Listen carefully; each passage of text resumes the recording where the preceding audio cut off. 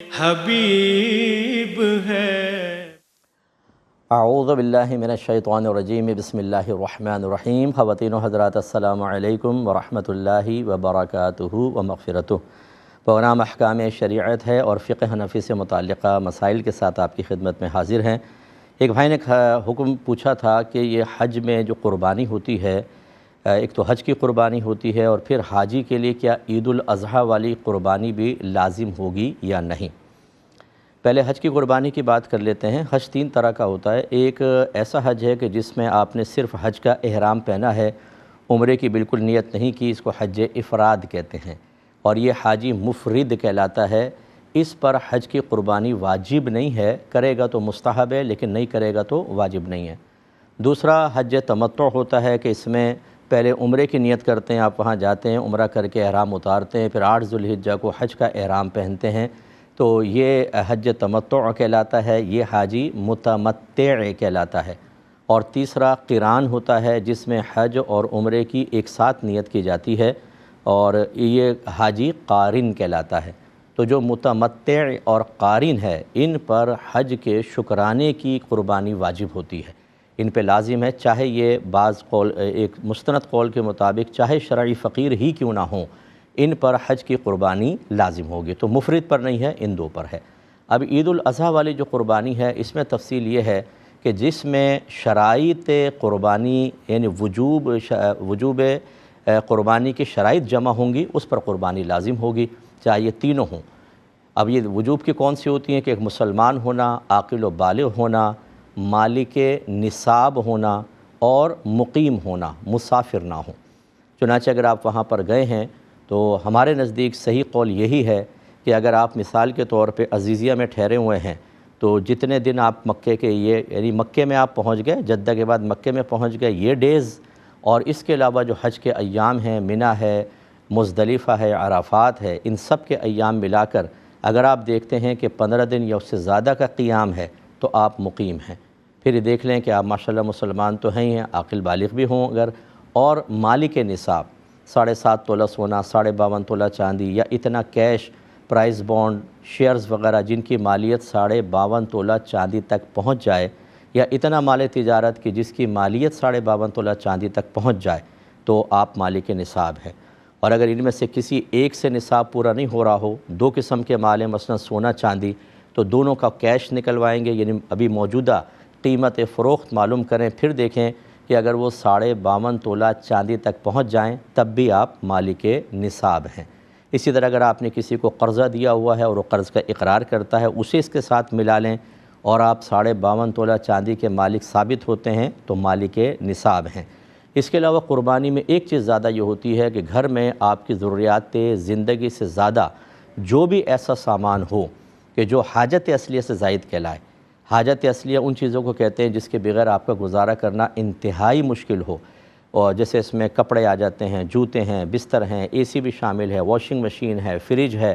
لیکن گھر میں ہر ایک اپنی اپنی ملکیت کا حساب کرے گا۔ اگر والد صاحب ہیں اور بیوی ہیں، بہو ہیں، بیٹے ہیں، سب اپنا اپنا کریں جو بالغ ہیں، تو اگر یہ ضرورت سے زیادہ سامان اتنا ہے کہ اس کی مالیت 52.5 تولہ چاندی تک پہنچ جائے، یا دوسرے مال کے ساتھ مل کر پہنچ جائے، تب بھی نصاب مکمل ہے اور قربانی واجب ہے۔ یہ جو ہم کہتے ہیں کہ 1 تولہ سونا ہو تب بھی قربانی واجب ہو جائے گی، اس کا مطلب یہی ہوتا ہے، وضاحت کئی دفعہ کر چکا ہوں لیکن پھر کر دیتا ہوں، کہ گھر میں ایسا اکثر ہی ہوتا ہے، تقریباً 90% ہوتا ہے کہ 1 تولہ اگر سونا ہے تو ضروریات زندگی سے زیادہ سامان بھی موجود ہوتا ہے ہر ایک کی ملکیت میں، تو ان دونوں کو ملائیں گے تو پھر 52.5 تولہ چاندی کی قیمت بن جاتی ہے۔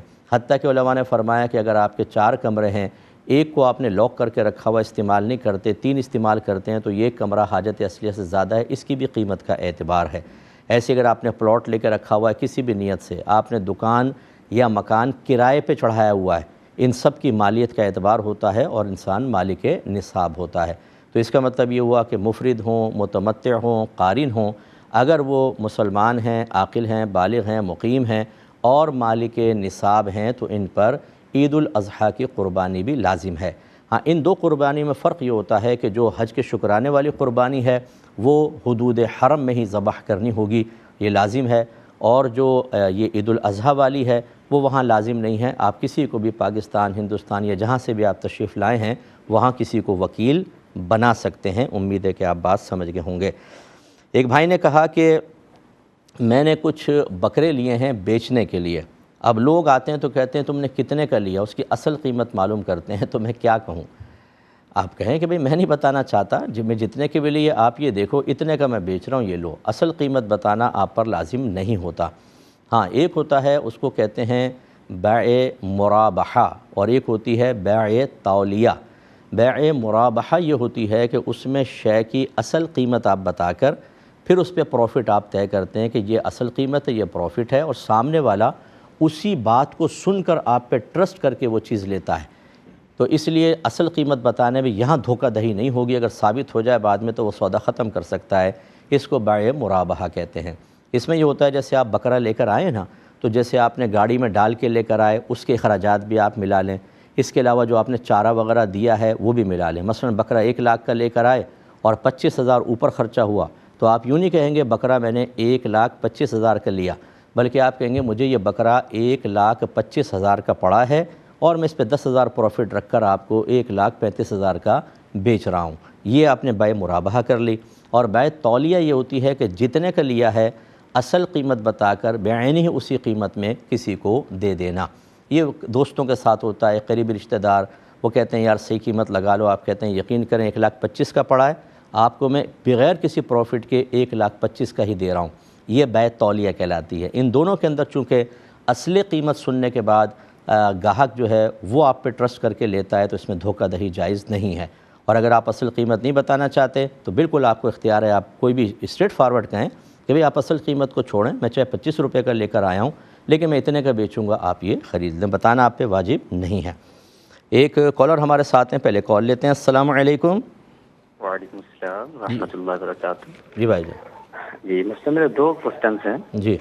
پہلا یہ ہے کہ اگر اولاد سے کوئی غلطی ہو جائے اور اس پر والدین یوں کہیں کہ اللہ تعالیٰ نے قرآن میں فرمایا ہے کہ تمہاری اولاد اور تمہارا مال فتنہ ہے، تو مجھے پوچھنا یہ تھا کہ جو اولاد نماز اور قرآن پڑھنے والی ہو، علماء کرام کی صحبت اختیار کرنے والی ہو، کیا وہ بھی اس فتنے میں شمار ہوگی؟ ٹھیک ہے. اور اسی طرح اگر کوئی مالدار انسان ہے، وہ زکوٰۃ ادا کرتا ہے اور اللہ کی راہ میں بھی خرچ کرتا ہے، تو کیا اس کا مال بھی اس فتنے میں شمار ہوگا؟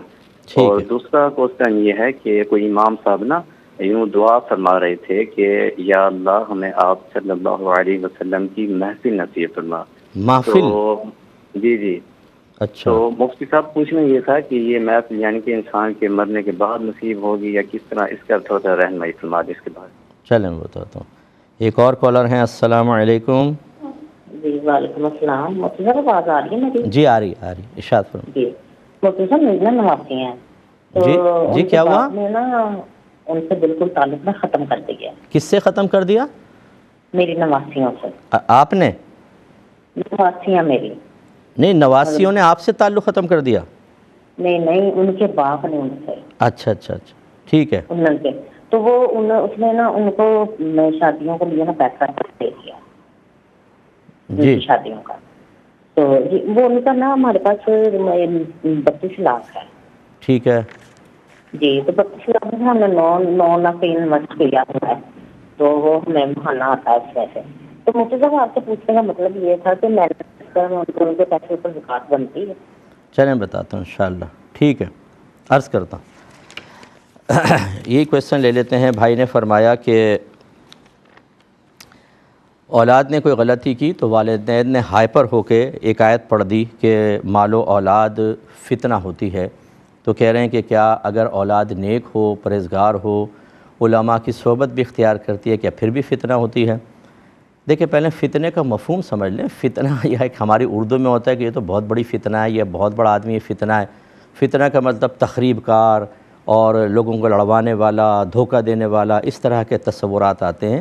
جبکہ عربک میں جب فتنہ بیان کیا جاتا ہے تو اس سے مراد ہوتی ہے آزمائش، کہ اللہ تبارک و تعالی اولاد اور مال کو ایک آزمائش کے طور پر رکھتا ہے. کیونکہ اولاد کی ایک تو اس کے حصول کے اندر آزمائش ہوتی ہے کہ ایسی عورت سے نکاح کریں جو نیک ہو، اچھی ہو، کوئی فاسقہ فاجرہ سے نہ کریں. ایسی عورت کو چاہیے کہ شوہر اچھا منتخب کریں. شرابی جواری زانی کو کریں گے اولاد پیدا ہوگی تو وہ اولاد یقیناً آزمائش کا سبب بنے گی کہ باپ کے اثرات اس کے اندر ہوں گے۔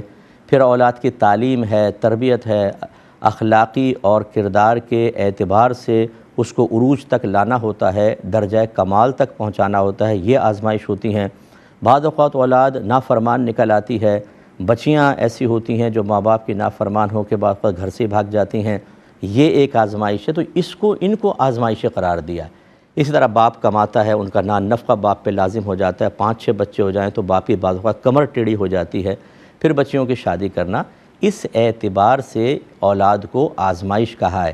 یہ نہیں ہے کہ یہ فتنے باز ہیں، ایک نیک آدمی فتنے باز کیا ہوگا؟ تو اس کا مطلب ہے کہ والدین نے جس مفہوم کے اندر آیت کو بیان کیا اور اولاد کو فتنہ کہنے کی کوشش کی اور فتنہ بمانے تخریب کار برا، یہ ان بیچاروں نے سمجھے بغیر کہا ہے، ایسا نہیں ہونا چاہیے۔ تو اسی سے آپ کے دوسرے سوال کا جواب بھی ہو گیا کہ اگر ایک مالدار کے پاس مال ہے تو وہ فتنہ ہے، تو مال کیسے فتنہ ہوگا؟ مال خود اٹھ کے کوئی تخریب کاری تو نہیں کرے گا۔ مراد یہ ہے کہ مال بھی ہمارے لیے ایک اللہ کی طرف سے بہت بڑی آزمائش ہے کہ مال میں اللہ نے اٹریکشن رکھی ہے اور حکم دے دیا ہے کہ اس کو حلال ذرائع سے اختیار کرو، اور اللہ کی یہ مشیت ہے کہ حلال آپ کے پاس کم آئے گا اور مشکل سے آئے گا، اور حرام یوں جیسے سیلاب بہتا ہے اس طرح بسا اوقات آتا ہے۔ اسی میں اپنے آپ کو کنٹرول کرنا ہوتا ہے کہ آدمی حرام سے بچے اور حلال کو کمائے۔ پھر خرچ کرنے کے اندر ایک آزمائش ہوتی ہے کہ بالکل اللہ کی رضا کے مطابق خرچ کرنا ہے۔ پھر جمع کرنے میں ایک آزمائش ہے، کس نیت سے آپ نے جمع کیا ہوا ہے۔ اچھی نیت کے ساتھ کریں گے تو اجازت ہے، اور بری نیت کے ساتھ کریں گے اور اس میں اللہ اور بندوں کے حقوق ادا نہیں کریں گے تو وہ آپ کے لیے یقیناً بہت بڑی آزمائش بنے گا۔ یہ جو آزمائشیں ہوتی ہیں اس کو اللہ تعالیٰ نے ذکر کیا ہے، لہذا فتنے سے مراد اردو والا فتنہ نہ لیا جائے بلکہ عربک والا فتنہ مراد لیا جائے۔ ایک یہ کہتے ہیں کہ امام صاحب نے دعا کی، یا اللہ ہمیں سرکار کی محفل عطا فرما۔ دیکھیں بہتر تو یہ تھا کہ آپ امام صاحب سے ہی معلوم کرتے، کیونکہ ان کے ذہن میں کیا تصور تھا۔ بہرحال میں جو سمجھا ہوں میں آپ کو عرض کر دیتا ہوں کہ ایک تو خواب میں محفل ہوتی ہے کہ بسا اوقات انسان کو بہت ہی پاکیزہ خواب نظر آتے ہیں کہ کوئی محفل قائم ہے، اس میں رحمت کونین صلی اللہ علیہ وسلم، دیگر صحابہ کرام، اولیاء اعظام تشریف فرما ہیں۔ یہ دعا اس کا بھی یعنی یہ چیز اس دعا کا مصداق ہو سکتی ہے کہ اللہ مجھے خواب میں سرکار کی محفل عطا فرما۔ دوسرا یہ کہ روحانی اعتبار سے تو بہرحال محفل اختیار کرنا یہ بڑے بڑے اولیاء کا ہی ہوتا ہے، یہ ممکن نہیں ہے۔ اور تیسرا مرنے کے بعد پھر سرکار کی محفل یا جنت کے اندر ہو سکتا ہے، تو یہ مفہومات ہو سکتے ہیں۔ مختصر سا بریک لیں گے، ہمیں یقین ہے آپ ہمارے ساتھ ہی رہیں گے۔ بسم اللہ الرحمن الرحیم۔ پہلے کالز لے لیتے ہیں۔ السلام علیکم۔ وعلیکم السلام۔ جی بہن۔ مفتی صاحب ایک سوال تھا کہ میرا بھائی ہے، اس نے حفظ مکمل کی ہے، جی تو اب وہ جب اس نے حفظ مکمل کیا تو اس کی عمر زیادہ ہو گئی ہے، تو اسکول میں آگے اس نے داخلہ لینا ہے، جس اسکول میں وہ چاہ رہا ہے کسی ادارے میں داخلہ لینا، تو اس کے لیے 16 سال 12ویں میں عمر چاہیے، مطلب ایف ایس سی میں، تو اس کی عمر زیادہ ہو رہی ہے، تو کیا عمر کم کرائی جا سکتی ہے اس لیے؟ ٹھیک ہے، اور عرض کرتا ہوں ایک اور کالر ہیں۔ السلام علیکم۔ یہ نفل میں ہیلو جی بولیے بہن، بولیں۔ مغرب کی نماز میں اور عشاء کی نماز میں 8 نفل کی نیت کر سکتے ہیں، 2000 شکرانے کی، 2000 صلاۃ التوبہ اور صلاۃ الحاجات اور مغرب کے عشاء کے نوافل کے اندر؟ عشاء میں اور مغرب میں۔ اچھا، یعنی آپ چاہ رہی ہیں کہ 2 نفل کے اندر ہی اور نیتیں شامل کر لیں، یوں؟ ہاں ٹھیک ایسا ہے، کر سکتے۔ ٹھیک ہے، بتاتا ہوں۔ یہ خاتون نے فون کیا تھا کہ پوچھا تھا کہ بچیوں کے ان کی جو نواسیاں ہیں ان کے والد صاحب نے ان سے قطع تعلق کر لیا ہے، لیکن ان کی شادی کے لیے غالباً 32 لاکھ روپے ان کے پاس جمع کرائے ہیں، تو اس پر زکوٰۃ بنے گی یا نہیں بنے گی؟ دیکھیں والد کی نیت پر موقوف ہے، کیا انہوں نے یہ نیت سب سے پہلے دیکھا جائے گا کہ اگر وہ بچیاں نابالغہ ہیں، ابھی بالغ نہیں ہوئی یعنی 9 سال سے کم ہیں، میں نے پہلے بھی آپ کو یہ بتایا تھا، پھر اعادہ کر دیتا ہوں کبھی آپ چلیں ہو جائے، لڑکیاں جو ہوتی ہیں یہ 9 سے لے کے 15 سال کے درمیان اگر احتلام ہو جائے یا حیض آ جائے یا فرض کر لیں اس کی شادی کر دی، رخصتی کی، اور وہ پیگننٹ ہو گئی، تو یہ ایک بچی کے لیے بلوغت کی علامت ہوتی ہے، چاہے 9 سال میں ہو، 10واں، 11، 12، 13، 14، 15، ان کے درمیان جب بھی ایسا ہوگا وہ بالغہ ہو گئی، اور اگر ایسا نہیں ہوا تو 15 سال کے بعد تو بالغہ کہلائیں گی، ٹھیک ہے۔ اب اگر والد صاحب نے یہ کہا یہ بچیوں کے لیے ہے اور وہ نابالغہ ہیں، ابھی تک بالغہ نہیں ہوئی، تو یہ مال فوراً بچیوں کی ملکیت میں چلا جائے گا، چاہے آپ ان کو قبضے میں نہ دیں، امانتاً اپنے پاس رکھیں، اور جب وہ نابالغہ ہیں تو نابالغ پر زکوٰۃ نہیں بنتی ہے، لہٰذا اس پر زکوٰۃ نہیں ہوگی۔ دوسرا یہ ہے کہ بچیاں بالغہ ہیں مثال کے طور پر، اور والد صاحب نے کہا یہ میری بچیوں کا ہے شادی کے لیے، تو پھر ان کو جب تک ان کے قبضے کے اندر وہ مال نہیں دیں گے، والد صاحب کے قبضے سے یا ملکیت سے وہ مال نکل کر بچیوں کی ملکیت میں شرعاً داخل نہیں ہوگا۔ اگر نانی نے اپنے پاس ہی رکھ لیا یا ان کی والدہ نے اپنے پاس رکھ لیا ہے تو سمجھ لیجئے کہ یہ ایک امانت ہی ہے اور اس کا اصل مالک شوہر ہے، تو اب وہ زکوٰۃ جو ہے شوہر کے اوپر بنے گی، پھر بنے گی اگر 32 لاکھ کافی رقم ہوتی ہے شوہر کے اوپر بنے گی، آپ لوگوں کے اوپر یا بچیوں کے اوپر نہیں بنے گی۔ ہاں اگر آپ یہ مال بچیوں کے حوالے کر دیں، ان کے قبضے میں دے دیں اور پھر 1 سال اس کے اوپر گزر جائے تو پھر اس کے اوپر زکوٰۃ ضرور بنے گی۔ اور تیسری صورت یہ ہے کہ انہوں نے کہا کہ یہ امانتاً رکھ لو، جب بچیاں بڑی ہو جائیں تو پھر ان کی شادیاں کروا دینا، یعنی بچیوں کو دینا یا ان کی ملکیت میں کرنے کا کوئی ارادہ نہیں ہے، تو جب یہ امانت آپ کے پاس ہے اس کا مالک بھی والد ہی کہلائے گا اور وہی زکوٰۃ ادا کرے گا، اس صورت میں بھی آپ پر زکوٰۃ نہیں ہوگی۔ یہ کہتی ہیں ہمارے بھائی نے حفظ مکمل کر لیا لیکن اب عمر زیادہ ہو گئی ہے، اسکول میں جو ریکوائرمنٹ ہے وہ 16 سال کی ہے، تو کیا ہم عمر کم کروا سکتے ہیں؟ بالکل نہیں کروا سکتے، یہ جھوٹ ہے، دھوکہ ہے۔ جھوٹ اور دھوکہ تو کافر سے جائز نہیں، چہ جائے کہ مسلمان سے ہو۔ اور یہ کیوں ہوا؟ اس لیے کہ آپ لوگوں نے سوچے سمجھے بغیر، کسی بھی اچھے عالم دین سے مشورہ کیے بغیر، یا میرے حفظ کے بارے میں بہت سارے کلپس ہیں ان کو سنے بغیر آپ نے بھائی کو حفظ کی طرف لگا دیا۔ پہلے غور کرنا چاہیے تھا، ایک فیوچر پلاننگ ہوتی ہے کہ کتنے عرصے میں حفظ ہوگا، پھر حفظ کا فائدہ کیا ہے، اس کی ذات کو فائدہ کیا ہے، امت کو فائدہ کیا ہے، کیا ہمارا بھائی آگے چل کر جس طرح کا ہم نے گھر میں ماحول دیا ہوا ہے یا ہمارے بھائی کی گیدرنگ ہے، کیا یہ اپنے حفظ کی حفاظت بھی کر سکے گا یا نہیں کر سکے گا؟ اسکول اور کالج لائف میں جا کے حفظ بھول جائے گا تو پھر یہ شوق پورا کرنے کا کیا فائدہ ہوگا آپ کو؟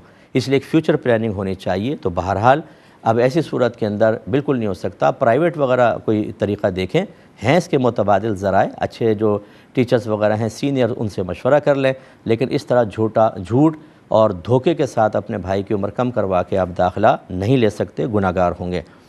بچی نے پوچھا ہے کہ کیا مغرب یا عشاء کے جب ہم 2 نفل پڑھتے ہیں مثال کے طور پر، ان میں یہ اور نوافل کی نیت کر سکتے ہیں کہ یہ صلاۃ التوبہ بھی ہے، صلاۃ الحاجات بھی ہے؟ تو جی بالکل کر سکتے ہیں، اگر اس کی الگ کوئی مستقل شرعی حیثیت نہ ہو تو آپ دیگر اس طرح نیتیں شامل کر سکتے ہیں، تو کوئی حرج نہیں ہے، آپ بالکل کر لیں، انشاءاللہ آپ کو اس کا اجر و ثواب بھی ملے گا اور نیتیں ٹھیک ہیں۔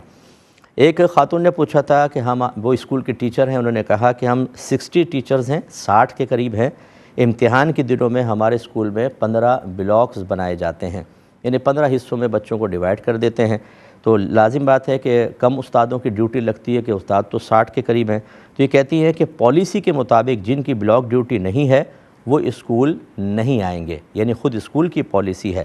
اب یہ کہتی ہیں جیسے ہماری ڈیوٹی نہیں لگی، ہم گھر میں ہیں، تو بعض لوگ ہمیں کہتے ہیں کہ تم نہ جا کر حرام کھا رہے ہو، کیا حکم شرع ہوگا؟ دیکھیں پہلے بھی آپ کو بتایا تھا کہ جو امپلائی ہوتا ہے اس کو عربک میں اجیر کہتے ہیں۔ اگر آپ کسی خاص اسکول، خاص کمپنی کو خاص وقت تک جوائن کر کے رکھتے ہیں تو آپ اجیر خاص کہلاتے ہیں، تو آپ بھی اجیر خاص ہیں۔ اب اجیر خاص دو وجوہات کی بنا پر پوری تنخواہ کا مستحق ہوگا، ایک بھی کم ہو تو نہیں ہوگا۔ نمبر 1 کہ جتنا آپ کا ٹائم ہے، مثلا 9 سے 5 ہے تو اس ٹائم میں وہاں پر حاضر رہنا، ایک یہ، اور نمبر 2 جو کام سپرد کیا گیا ہے اس کام کو کرنا۔ پھر اس کام کے 3 درجے ہو سکتے ہیں، اعلیٰ درجہ، درمیانہ درجہ، بالکل 3rd کلاس درجہ۔ اگر تو کوئی درجہ طے کیا ہے تو اسی کے مطابق آپ کو پڑھانا ہوگا، تب آپ سیلری کے مستحق ہیں، اور کچھ بھی طے نہیں کیا تو خیر الامور اوسطھا، تمام امور میں سب سے بہتر اس کا درمیانہ ہوتا ہے، تو آپ کو درمیانہ پڑھانا ہوگا کم از کم، تب آپ سیلری کی مستحق ہوں گی۔ یہ تو ہے نفس مسئلہ۔ اب آ جائیے اس پر کہ اگر آپ فرض کر لیں وہاں جاتی ہیں اور وہاں کام ہی نہیں ہے، مثال کے طور پہ اسکول چلے گئے آپ نے ڈیوٹی اپنی پوری کی لیکن کام نہیں ہے، اسکول والے کام نہیں دے رہے، تو آپ بالکل پوری تنخواہ کے مستحق ہیں کہ آپ تو موجود ہیں، وہ کام نہیں دے رہے۔ اب تیسری صورت جو اب آپ کی خاص بن رہی ہے، ایک اور صورت بنتی ہے کہ خود اسکول یہ کہتا ہے کہ آپ نہ آئیں، کام ہی نہیں ہے، آپ گھر میں ہی رہیں، تو جب اسکول والے خود اجازت دے رہے ہیں تو اس کا مطلب ہے کہ، اور یہ آپ نے پالیسی ذکر کی ہے، تو اس کا مطلب ہے اب تو حاضری بھی آپ کے لیے لازم نہیں رہی اور آپ کو بالکل پوری سیلری آپ کے لیے طیب ہے، حلال ہے۔ اسکول کی چھٹیاں بھی تو ہوتی ہیں، اس میں بھی تو ٹیچر سیلری لے رہے ہوتے ہیں، تو جس نے یہ فتویٰ جاری کیا اس سے پوچھیں کہ چھٹیوں کے اندر کیا ہم اسکول جا کر بیٹھیں تب سیلری کے مستحق ہوں گے؟ یہ چھٹیاں بھی تو ہمیں اسکول ہی دے رہا ہے اور پوری سیلری بھی دے رہا ہے۔ لہذا جن صاحب نے یہ فتویٰ دیا بالکل غلط فتویٰ دیا ہے۔ آپ کا پالیسی کے مطابق اپنے گھر پر بیٹھ کر غیر حاضری کے باوجود سیلری لینا بالکل طیب اور حلال ہے، اور ان صاحب نے حلال کو حرام کہا ہے، اور ان کے لیے پھر وعید یہ ہے کہ نبی کریم صلی اللہ علیہ وسلم نے ارشاد فرمایا کہ جو بغیر علم کے فتویٰ دے اس پہ زمین و آسمان کے فرشتے لعنت کرتے ہیں۔ فتوے کا مطلب ہوتا ہے شرعی حکم بیان کرنا۔ جب آپ کہتے ہیں نا مسئلہ یہ ہے، یہ حلال ہے، حرام ہے، تو چاہے آپ الفاظ نہ کہیں، آپ کا دعویٰ یہ ہوتا ہے کہ اللہ اور اس کے رسول نے یہ فرمایا، اور جب نہیں فرمایا تو آپ نے جھوٹ منسوب کر دیا تو لعنت کے مستحق ہوں گے۔ اس لیے میری گزارش ہے کہ ہر شخص فتویٰ نہ دے۔ عوام سے میری گزارش ہے، آپ نے علماء سے سنا ہی ہوگا، لیکن بعض اوقات ہمیں سمجھ میں نہیں آتا، ہم مسئلہ بیان کر رہے ہوتے ہیں اور خرابی پیدا ہو جاتی ہے، تو حرام و حلال کے مسائل میں خاص طور پر پہلے تصدیق کریں اور پھر کسی کو مسئلہ بتائیں۔ ایک بھائی نے پوچھا تھا کہ کیا کسی مشرک اور کافر مرد و عورت کو اس کے پیٹھ پیچھے گالی دینا جائز ہے؟ تو مناسب نہیں ہے، کیا فائدہ گالی دینے کا، آپ کو کیا فائدہ حاصل ہو جائے گا؟ ہمارے علماء نے فرمایا کہ شیطان پر لعنت کرنا جائز ہے، لیکن بہتر ہے کہ جتنی دیر میں آپ اس پہ لعنت ملامت کرو گے کوئی ذکر الہی کر لو، اس کو لعنت سے کیا فرق پڑے گا، وہ تو قیامت تک کے لیے لعنتی ہے ہی ہے۔ تو گالی وغیرہ نہ دے، ایک مسلمان کے منہ سے ویسے ہی گالی نکلے مناسب نہیں ہے۔ جب آپ کسی کو مثلا چلیں اس پہ کوئی جواز بھی نکال دیتا ہے کہ بھئی ہاں گالی دینا جائز ہے، تو اس میں کون سا ثواب کا کام، اور جب ایک دفعہ گالی کا عادی ہو جاتا ہے آدمی تو پھر دوسرے مقامات پر بھی مسلمان کو بھی گالی نکل جائے گی زبان سے۔ اس لیے اپنی زبان کو پاکیزہ رکھیں اور اس قسم کی چیزوں کے اندر انوالو نہ ہوں، یہی ہمارا ایک مشورہ ہے۔ کسی نے پوچھا تھا کہ ایک شخص کو ہائپر سیکسول ایروڈوسل ڈس آرڈر، یہ مشکل سے الفاظ تھے لیکن مسئلہ اس نے یہ بیان کیا کہ یہ ایک مرض ہے جس میں انسان بعض وقت مخصوص آواز سنتا ہے یا مخصوص کسی کا ذکر سنتا ہے، مخصوص نام سنتا ہے، تو اس میں ایک دم شہوت پیدا ہو جاتی ہے غیر محسوس طریقے سے۔ اب ان کا کویسچن یہ ہے کہ فرض کر لیں کہ اگر ساس کی آواز سن کر یا بیوی اپنی والدہ کا ذکر کر رہی ہیں اور صرف وہ یہ کہتی ہیں میری امی، اور ایک دم یہ کیفیات پیدا ہو جاتی ہیں، تو کیا حکم شرع ہوگا؟ ایسے انہوں نے پوچھا کہ لڑکا کنوارا ہو فرض کر لیں اور اپنی ساس کے بارے میں، یعنی ہونے والی ساس کے بارے میں یا اس کا خیال آتے ہی، یا جیسے کوئی لڑکی اس کا ذکر کر رہی ہے، اس طرح کے معاملات آئیں تو کیا اس لڑکی سے میں نکاح کر سکتا ہوں یا نہیں کر سکتا؟ دیکھیں، جو غیر ارادی کیفیات ہوتی ہیں اس پہ اللہ تبارک و تعالیٰ نے ہماری کوئی گرفت نہیں رکھی ہے، اس لیے کہ لا یکلف اللہ نفسا الا وسعها، اللہ تعالیٰ کسی جان کو اس کی ہمت سے زیادہ آزمائش میں مبتلا کرتا ہی نہیں۔ لیکن یہ یاد رکھیں کہ جتنے بھی اللہ تعالیٰ نے ہماری کیفیات، جذبات، احساسات بنائے ہوتے ہیں، ایک انسان کو یہ طاقت بھی دی ہوتی ہے، ایک انٹرنل پاور بھی دی ہوتی ہے، اور پھر وہ ایکسٹرنل کچھ چیزیں اختیار کر کے ان کیفیات کو مغلوب کر سکتا ہے۔ نبی کریم صلی اللہ علیہ وسلم نے جب اعلان نبوت فرمایا اور صحابہ کرام نے آپ سے بیعت کی تو ہر ایک کسی نہ کسی کیفیت، جذبات، احساسات کے تابع تھا، لیکن دیکھیں جب وہ اسلام لے کر آ گئے تو انہوں نے اسلامی تعلیمات کی روشنی میں، صحبت نبی صلی اللہ علیہ وسلم کی برکت سے، آیات اور حدیث کی روشنی میں اپنی کیفیات کو مغلوب کر لیا اور پوری دنیا کے لیے مثال بن گئے۔ تو کہنے کا مطلب یہ ہے کہ اگر اس طرح کی کوئی معاملہ ہے تو اپنے آپ کو بالکل مجبور اور بے بس سمجھ کر اور شتر بے مہار چھوڑ دینا اور بار بار اس طرح کی کیفیات کو محسوس کرنا، اگرچہ وہ کہتے ہیں کہ محسوس ہوتا ہے لیکن کوئی برا خیال نہیں آتا، لیکن میں یہ عرض کرتا ہوں کہ ابھی جب آپ محسوس کر رہے ہیں، اگر کنٹرول نہیں کریں گے تو برا خیال آنے میں دیر نہیں لگے گی۔ جب آپ ذکر سے ایسا ہو رہا ہے تو کل جب شادی ہوگی، ساس صاحبہ نے سر پہ ہاتھ پھیر دیا یا خدا نخواستہ کوئی ہاتھ ٹچ ہوا تو ایک دم برا خیال آ جائے گا، اور حرمت مصاہرت کے مسائل بہت شدید ہوتے ہیں۔ اس لیے کوشش کرنی چاہیے کہ اس قسم کے جب کوئی معاملہ ہو اس سے پہلے اپنے ذہن کو پاکیزہ کریں۔ میری کتاب قرب الہی لے لیں، اس کا مطالعہ کریں، انٹرنل پاور بہت زبردست ہوگی، مضبوط ہوں گے، ذہن میں اچھا مواد ہوتا ہے، وہ خود شیطان کے وساوس کو دور کر دیتا ہے اور انسان بچ جاتا ہے۔ لیکن بہرحال نفس مسئلہ یہ ہے کہ اگر شہوت پیدا ہو بھی جاتی ہے، اس سے نکاح پہ کوئی فرق نہیں پڑتا، اور اگر فرض کر لیں کہ ابھی شادی نہیں ہوئی اور اس طرح کیفیت پیدا ہو رہی ہے تو یہ نکاح کے راہ میں کوئی رکاوٹ نہیں ہے۔ ہم یہ نہیں کہیں گے کہ آپ کے لیے اس سے نکاح کرنا حرام ہے، ہاں یہ ضرور کہیں گے کہ سیلف کنٹرول پیدا کریں اور اپنی کیفیات کو مغلوب کریں، یہی آپ کے حق میں بہتر ہے۔ اور شادی ہو جائے اور پھر بھی یہ کیفیات محسوس ہو تو حتی الامکان ساتھ سے فاصلہ رکھیں، ان کے قریب نہ جائیں اور اپنے آپ کو کنٹرول کریں۔ اللہ تعالیٰ آپ کی ضرور مدد کرے گا انشاءاللہ۔ مختصر سا ایک وقفہ لیں گے، ہمیں یقین ہے آپ ہمارے ساتھ ہی رہیں گے۔ بسم اللہ الرحمن الرحیم۔ ایک بھائی نے پوچھا تھا کہ اگر ہم کوئی چیز بیچنا چاہیں اور دو خریدار آ جائیں، ایک مسلمان ہو اور ایک غیر مسلم ہو، مسلمان اس کی قیمت کم دے رہا ہے، غیر مسلم زیادہ دے رہا ہے، تو ہم کیا غیر مسلم کو بیچ سکتے ہیں کہ نہیں؟ جی بالکل بیچ سکتے ہیں۔ اللہ تعالیٰ نے واضح فرمایا وَأَحَلَّ اللَّهُ الْبَيْعَ وَحَرَّمَ الرِّبَا، اللہ نے بیع کو حلال اور ربا کو حرام رکھا، اور اس قسم کی جتنی بھی اجازتیں ہیں اس میں کہیں یہ تخصیص موجود نہیں ہے کہ بیع کی حلت کو آپ مسلمان کے ساتھ ہی مقید رکھیں مسلمان کے ساتھ ہی مقید رکھیں، کافر کو نہیں بیچ سکتے۔ بالکل آپ بیچ سکتے ہیں اگر وہ زیادہ قیمت دے رہا ہے، لیکن ہاں اس میں ایک میرا مشورہ یہ ہوگا کہ وہ چیز کی نوعیت کیا ہے۔ اگر وہ ایسی ہے کہ کافر کے ہاتھ میں جائے گی تو وہ اس سے بینیفٹ حاصل کر کے کفر کو فروغ دے گا، اور اس میں مسلمانوں کا یا اسلام کا نقصان ہو، جیسے ڈیوائسز ہوتی ہیں، بعض سافٹ ویئرز ہوتے ہیں، تو یہ بہت بہتر ہے کہ اس کو نہ دیں۔ چاہے مسلمان کم قیمت دے رہا ہے، اس کو دینے میں اگر اسلام کا مسلمانوں کا فائدہ ہو تو پھر اس میں تھوڑی بہت قربانی دے لیں، ورنہ عام چیزوں کے بارے میں تو یہ حکم ہے جو آپ کی خدمت میں عرض کیا۔ ایک بھائی نے فرمایا کہ میرے ایک دوست فرانس میں ہوتے ہیں، وہ یہ کہتے ہیں کہ یہاں پر ایک ڈبل او ٹی ایسی ہے جس میں الکحل ملی ہوتی ہے، تو کیا ہم اس ڈبل او ٹی کو یوز کر سکتے ہیں یا نہیں کر سکتے ہیں؟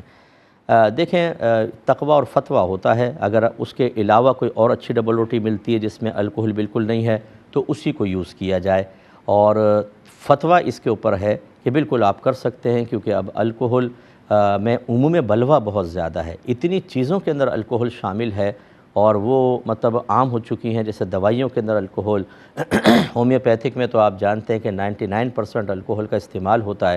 ایسی اسپرٹ کو بھی نجاست غلیظہ اسی وجہ سے قرار دیا تھا کہ وہ شراب سے کشید شدہ ہوتی ہے، لیکن آج کل پالشز میں استعمال ہو رہی ہے اور مسجدوں کے دروازوں پر، مسجدوں کی چوکھٹوں کے اوپر وہ ہو رہی ہے، تو لہذا چونکہ اس میں عموم بلوہ بہت زیادہ ہے، تو اب دیکھا یہ جاتا ہے کہ اگر وہ ڈبل او ٹی آپ کی صحیح ضرورت کی ہے کہ وہ زیادہ بہتر ہے، دوسری ناقص ہوتی ہیں یا خراب سی ہوتی ہیں اور اس میں صحت کے معاملات زیادہ ہیں، تو یہ ضرورت کے تحت ہی آئے گی، حاجت کے تحت آئے گی، اس صورت میں آپ بالکل لے سکتے ہیں اور اس میں کوئی گناہ کا پہلو نہیں ہے۔ ایک انہوں نے پوچھا تھا کہ کیا مردار جانور کا گوشت ناپاک ہوتا ہے؟ دیکھیں مردار اسے کہتے ہیں جو بغیر ذبح شرعی کے از خود مر جائے، وہ مردار ہے، جیسے گائے مر گئی مردار ہے، یا پھر آپ نے اس کو ذبح تو کیا لیکن جان بوجھ کر بسم اللہ اللہ اکبر نہیں پڑھا تو مردار ہے، یا بسم اللہ اللہ اکبر پڑھا لیکن جو 4 رگیں ہوتی ہیں جن میں سے 3 کٹنی چاہیے اور ایک چاہے چھوٹ جائے، لیکن آپ نے ہلکا سا بس ٹچ مارا اور وہ تڑپ تڑپ کے مر گیا، یہ بھی مردار ہے۔ آپ ذبح پہ قادر تھے لیکن ڈنڈا مار کے مار دیا اور یا گلا گھونٹ کے مار دیا، اوپر سے گرا کے مار دیا تو مردار ہے۔ تو یہ مردار کا گوشت ناپاک ہوتا ہے اس وجہ سے کہ جب آپ ذبح کرتے ہیں بسم اللہ اللہ اکبر کہہ کر تو جو ناپاک خون ہوتا ہے وہ بہہ جاتا ہے اور گوشت پاک ہو جاتا ہے، لیکن جب مردار مر جاتا ہے تو اس کا گوشت کا خون کے ساتھ اختلاط ملاپ باقی رہتا ہے، اس وجہ سے وہ ناپاک رہے گا، اس میں احتیاط کرنی چاہیے۔ یہ کہتے ہیں کہ 1 سال کا بچہ ہے ان کا، وہ نانی کے ہاں گیا تو وہاں پر جیسے اس کو ذکر کروایا یا اللہ اللہ کہو تو وہاں بولتا تھا وہ اللہ اللہ، لیکن جب وہ واپس آیا تو بیوی اپنے بچے کو مخاطب کر کے کہہ رہی تھی کہ بیٹا جب تم نانی کے جاتے ہو تو تم سلام بھی کرتے ہو اور اللہ اللہ کہتے ہو، یہاں نہیں کرتے تم، یہاں کیوں نہیں بول رہے؟ تو شوہر نے مذاق میں کہا کہ تمہارے پاس جو آ گیا ہے اس لیے ایسا ہوا ہے کہ یہ اللہ ہی بھول گیا ہے۔ تو عورت نے غصے میں کہا کہ ہاں میں تو کافر و مشرک ہوں نا، تو کیا حکم ہوگا؟ دیکھیں ایسی صورت میں ان کو کفر کا حکم نہیں دیں گے، کیونکہ یہ غصے میں بات کہی جاتی ہے، کفر یا شرک سے رضا کے ساتھ نہیں کی جاتی ہے۔ اگر یہ خاتون کفر و شرک سے راضی ہوتی تو رضا بالکفری کفر ان کے تحت پھر ہم کہتے ہیں کہ یہ کافرہ ہو گئی، لیکن ایسی صورت میں بس وہ تو غصے میں آئیں کہ بھئی میں کوئی کافر و مشرک ہوں کہ میں بچہ میرے پاس آئے گا تو ایسی چیزیں بھول جائے گا، یہ کویسچن ہے، ایک الزامی سوال ہے، یہ صرف اپنے غصے کا اظہار ہے۔ لیکن فقہاء کے نزدیک احتیاطاً اس بہن کو تجدید ایمان، تجدید نکاح کرنا چاہیے، کیونکہ فقہا احتیاط اس میں بہت کرتے ہیں۔ وہ چاہتے ہیں کہ انیشل اسٹیج پر ہی کسی کو ان چیزوں سے روک دیا جائے، کیونکہ ابھی نہیں روکے گا، رعایت دیں گے تو آہستہ آہستہ پھر شیطان مزید بہکا کر حقیقی کفر میں مبتلا کر دے گا۔ اس لیے اگر ہماری بہن سن رہی ہیں تو تجدید ایمان، تجدید نکاح کر لیں، اس میں کوئی شرم کی بات نہیں، اور آئندہ اپنے غصے کو اس قسم کے معاملات میں بہت کنٹرول کر کے رکھیں، اور خصوصاً زبان کو کنٹرول کریں۔ کئی لوگ اپنی زبان کی وجہ سے جہنم میں جائیں گے، نبی کریم صلی اللہ علیہ وسلم کا فرمان ہے، اس لیے احتیاط کرنی چاہیے۔ ایک بھائی نے کویسچن کیا کہ خاتون ہیں، 42 ایئرز اولڈ ہیں، 42 سال ان کی عمر ہے اور طلاق یافتہ ہیں، تو کیا یہ اپنا نکاح اپنی ہی برادری میں اپنے جیسے برابر کے لوگوں سے بغیر ماں باپ اور اپنے بھائی بہنوں کی اجازت کے کر سکتی ہیں یا نہیں؟ دیکھیں، فقہ حنفی کی روشنی میں بالکل کر سکتی ہیں۔ یہ تو آپ نے مطلقہ کا ذکر کیا، فرض کر لیں کوئی بیوہ ہوتی، حتیٰ کہ کنواری بچی بھی جو ہے، جو عاقلہ بالغہ ہو، وہ فقہ حنفی کی روشنی میں اپنا نکاح اولیاء کی اجازت کے بغیر از خود کر سکتی ہے۔ میں شرعی حکم بیان کر رہا ہوں، بار بار میں کہتا ہوں کہ ترغیب نہیں دے رہا ہوں، لیکن شرعی حکم یہی ہے۔ سب کو اپنے ماں باپ کی اجازت کے ساتھ ہی کرنا چاہیے اور ان کی نالج میں رکھ کے کرنا چاہیے، لیکن بہرحال چونکہ اب شرط بس یہ ہوتی ہے کہ لڑکی از خود اپنا نکاح کرے، تو کسی ایسے سے نہ کرے کہ اس سے نکاح کرنا کسی بھی لحاظ سے اس کے اولیاء یعنی سرپرستوں کے لیے باعث شرم و عار ہو۔ مثلا چرسی موالی سے کر لی، کوئی زانی سے کر لی، کوئی علانیہ گناہ کرنے والے سے کر لی، حرام شرابیں بیچنے والے سے کر لیا، تو یہ نکاح منعقد نہیں ہوگا جب تک کہ اولیاء کی اجازت نہ ہو۔ غیر، اس کو کفو کہتے ہیں، ہم پلہ برابر کو، غیر کفو میں لڑکی از خود نکاح کرے گی تو فقہ حنفی کی روشنی میں منعقد نہیں ہوگا۔ لیکن جیسے کہ انہوں نے قید لگائی کہ اپنی برادری میں اور ہم پلہ لوگوں میں کی، تو اس نکاح کے جائز ہونے میں بالکل کوئی کلام نہیں ہے، اگرچہ ہمارا مشورہ یہ ہوتا کہ اپنے پیرنٹس کو، بھائیوں کو اعتماد میں لے کے کریں، وہ کیوں منع کرتے، لیکن لڑکی نے از خود اگر قدم اٹھا لیا ہے تو یہ نکاح بالکل مانا جائے گا اور بالکل صحیح ہے۔ کسی نے پوچھا تھا کہ اگر ہم صرف ترجمہ قرآن پڑھیں، عربک عبارت نہ پڑھیں، تو کیا اس پر بھی ہمیں قرآن پڑھنے کا ثواب ملے گا؟ دیکھیں، جو احادیث میں قرآن پڑھنے کی فضیلتیں ذکر ہوئی ہیں وہ نہیں ملیں گی، کیونکہ وہ عربک پڑھنے کے بارے میں تھیں، تو ہم اسی کے ساتھ اس کو متعلق رکھیں گے۔ ہاں، اگر آپ نے ترجمہ پڑھا تو ترجمے کا اپنا ایک ثواب انشاءاللہ، کیونکہ برکت والی چیز ہے۔ بہرحال جیسے عربی قرآن کے نقوش، اللہ تبارک و تعالیٰ کے کلام جن کو معانی اور مفاہیم کہے جاتے ہیں، ان کی طرف اشارہ کرتے ہیں یا دلالت کرتے ہیں، رہنمائی کرتے ہیں، ایسے اردو ترجمہ پڑھیں تو یہ بھی انہی معانی مفہوم کی طرف کرتے ہیں۔ اسی لیے فقہا کہتے ہیں کہ قرآن کی عربی عبارت کو ٹچ کرنا بلا وضو یا حالت جنابت میں حرام، اور اسی طریقے سے اس کے ترجمے کو چھونا بھی حرام۔ لیکن جب آپ پڑھنے کا معاملہ کریں گے تو جو احادیث کے اندر فضائل ذکر کیے گئے ہیں وہ صرف عربک پڑھنے کے ساتھ ہوں گے، اردو پڑھنے پر ہم یہ نہیں کہیں گے۔ یہ ہاں حسن ظن ہے ہمارا کہ اللہ تعالیٰ اس پہ آپ کو ثواب دے گا، آپ ترجمہ دیکھ رہے ہیں، آپ چھو رہے ہیں، آپ اس کو پڑھ رہے ہیں۔ جیسے اب قرآن ہی ہے مثال کے طور پہ اوپر عربی کے، لیکن آپ نہیں پڑھ رہے، آپ صرف ترجمہ پڑھ رہے ہیں، تو قرآن کو تو دیکھ رہے ہیں نا، آپ چھو رہے ہیں، ثواب ملے گا۔ لیکن میرا مشورہ یہ ہے کہ جب آپ ترجمہ پڑھ ہی رہے ہیں تو تھوڑی سی عبارت بھی پڑھ لیں، تو وہ فضیلت بھی مل جائے گی جو احادیث میں ذکر کی گئی، اور ترجمہ پڑھنے کا ثواب اور تفہیم قرآن کے اندر بھی آپ کو آسانی ہوگی۔ ایک کویسچن کیا تھا کہ کیا گھر کا، یہ باہر سے میرا کویسچن تھا کہ ہم اپنے گھر کا استعمال شدہ پانی اور اسی طرح اگر بارش کا پانی آتا ہے اس کو سٹور کر کے پھر فلٹر کے ذریعے صاف کر کے دوبارہ یوز کر سکتے ہیں یا نہیں کر سکتے ہیں؟ دیکھیں، فلٹر کس طریقے سے آپ کرتے ہیں وہ دیکھا جائے گا۔ اگر تو واقعی ایسا ہے کہ فلٹر کرنے کے اندر تمام جتنے اس کے مضر اثرات ہیں، دیگر چیزیں ہیں، جراثیم ہیں، وہ سب چیزیں ختم ہو جاتی ہیں، بالکل صاف ستھرا پانی آتا ہے تو آپ یوز کر سکتے ہیں۔ جیسے کہ زمین کے اندر بورنگ کا پانی ہم استعمال کرتے ہیں تو زمین کے اندر قدرتی طور پہ فلٹر کرنے کی صلاحیت ہوتی ہے، یہ بارشوں کا پانی جاتا ہے، پھر وہ زمین فلٹر کر دیتی ہے اور وہ بورنگ کے ذریعے صاف ستھرا پانی نکلتا ہے اور اس کو یوز کیا جا رہا ہوتا ہے۔ اگر اس طرح کا کوئی صحیح نظام ہے تو بالکل ٹھیک ہے۔ ہاں، اس میں ناپاک پانی کو شامل ہرگز نہ کریں کہ اس کو فلٹر کرنے کے بعد بھی وساوس آپ کے ذہن میں آتے رہیں گے۔ ناپاک پانی نہ ہو، مستعمل پانی ہو، اور اس طرح بارش کا پانی تو بالکل پاک ہوتا ہے، اس کو اسٹور کر کے اور فلٹر کر کے بالکل آپ یوز کر سکتے ہیں، اس میں کوئی حرج نہیں ہے۔ ایک بھائی نے کویسچن کیا تھا کہ کسی خاتون کے ایک بچہ ہے، وہ حاملہ ہیں اور حمل 5 ماہ کا ہو چکا ہے، لیکن ڈاکٹرز یہ کہتے ہیں کہ اس بچے کے سر میں پانی ہے. اب اگر یہ پیدا ہو بھی گیا تو ڈاکٹرز کے گمان کے مطابق ایب نارمل ہوگا. تو کیا اس بچے کو ضائع کیا جا سکتا ہے یا نہیں؟ دیکھیں نہیں کر سکتے ہیں، کیونکہ 4 ماہ کے بعد بچے میں روح پھونک دی جاتی ہے.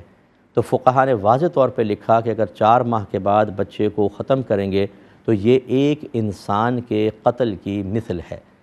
اب چاہے اس کو پیٹ میں آپ قتل کریں، یا فرض کر لیں اگر آپ کا بیٹا ہے گھر میں ایب نارمل ہے، تو کیا اس کو چھری مار کے ختم کرنا جائز ہے کہ بڑا پریشان کر رہا ہے؟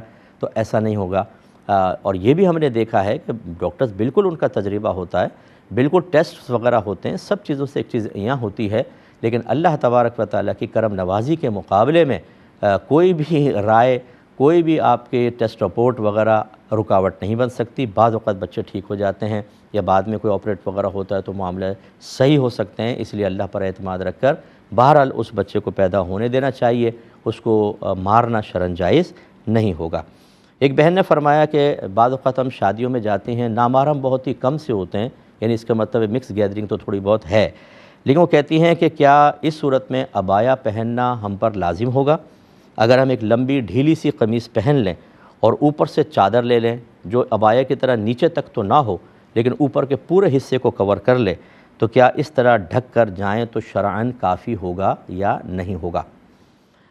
دیکھیں اس میں 2 صورتیں ہوتی ہیں. ایک خاتون تو ایسی ہوتی ہے جو معظمہ دینیہ کہلاتی ہیں، جیسے عالمہ ہیں، کوئی مفتیاں ہیں، مبلغہ ہیں، تبلیغ دین کا فریضہ سر انجام دیتی ہیں.